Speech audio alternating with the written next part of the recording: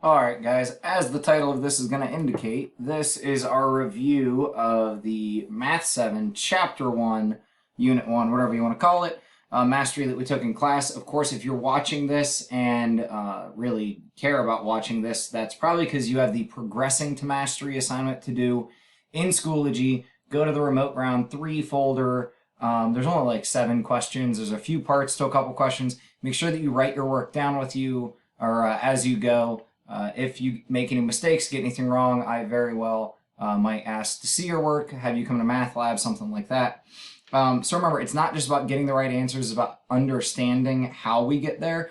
So that's why even in number 1, you'll see I wrote or something like that. So let's go through this a problem at a time. So if we add a positive and negative number, what kind of number is your answer? That's gonna depend on which one is stronger. Remember, we talked in class about like good guys and bad guys to compare positives and negatives. But what I wanted to see here is like an example of like, say, positive 5 and negative 7. When we add those together, the negative is going to win because it's stronger. It's further away from 0. And that's how we talk about the strength of a number. Number 2 was a pretty big trapdoor.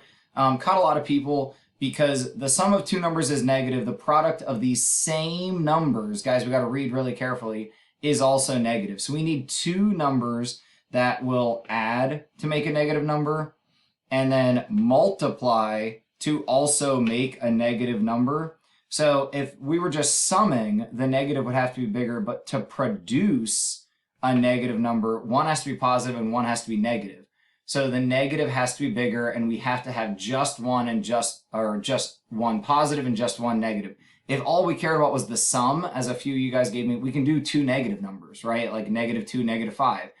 But when we would do the product of those, a negative times a negative equals a positive, and that's why that doesn't work. It would work for the sum, but it would not work for the product. In number 3, you can see my work here. I changed all of these into addition problems, aside from C, because it already was an addition problem. Once we're in the form of an addition problem, again, we can think good guys, bad guys, especially since we've already just isolated it to 2 terms. So -2, +3, the positive is going to win by a difference of 1.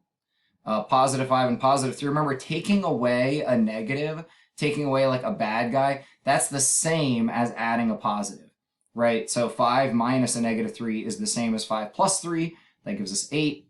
-12 plus -5, that's like two bad guys coming together, right? If two bad guys team up, we're going to get -17. And then 2 minus 12, same thing as saying 2 plus a -12, which is going to give us -10. If we think about it as good guy, the bad guy wins by a difference of 10. In number 4, a lot of us made some PEMDAS mistakes here, some order of operations mistakes. So first thing we have to do is evaluate all parentheses that are able to be solved.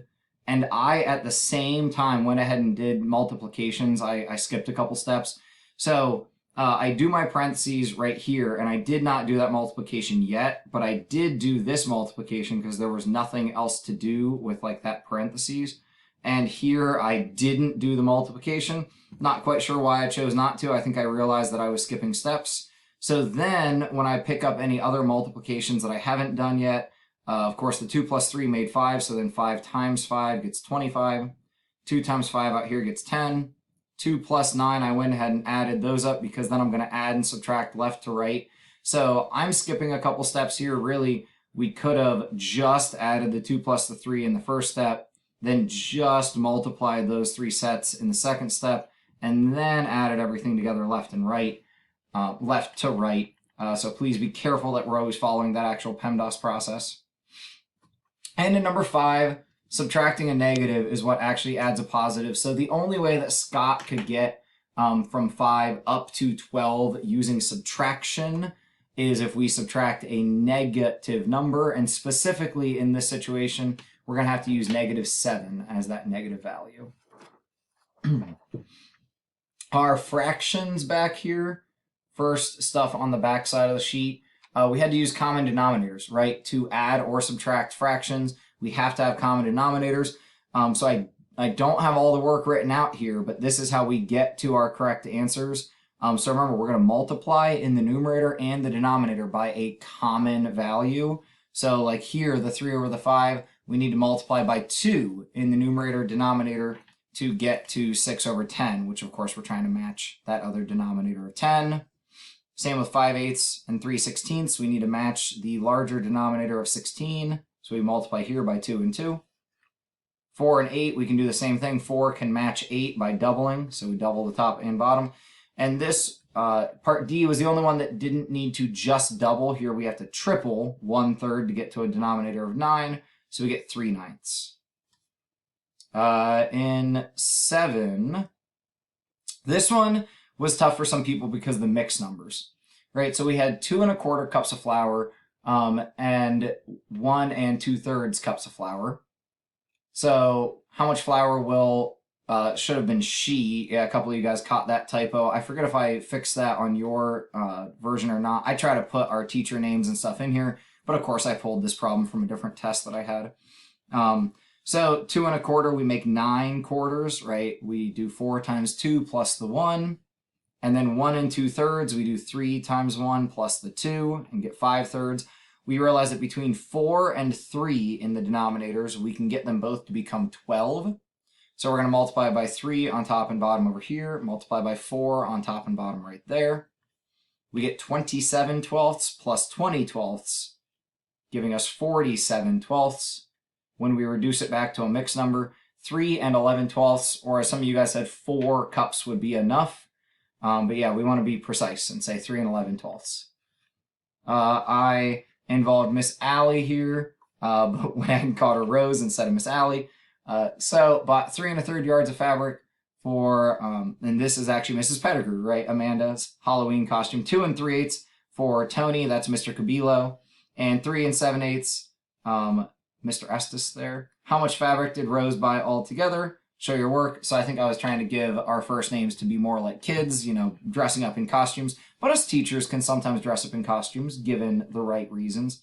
So again, same work, except I just went ahead and added up all the whole numbers that I had. So 3 plus 3 plus 2 gives me 8.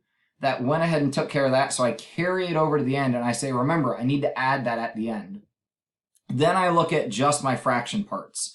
So this is another option to keep our work a little bit easier, keep our numbers a little bit smaller. Instead of using improper fractions, we can just use the proper fractions and add up the constants separately because we know this is going to all be addition.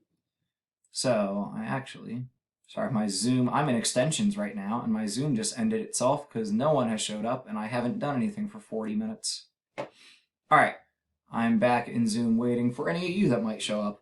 So then you can see the work to match the denominators. 8 and 3, the first common multiple they can get to together is 24. So 3 multiplies by 8 and 8 multiplies by 3.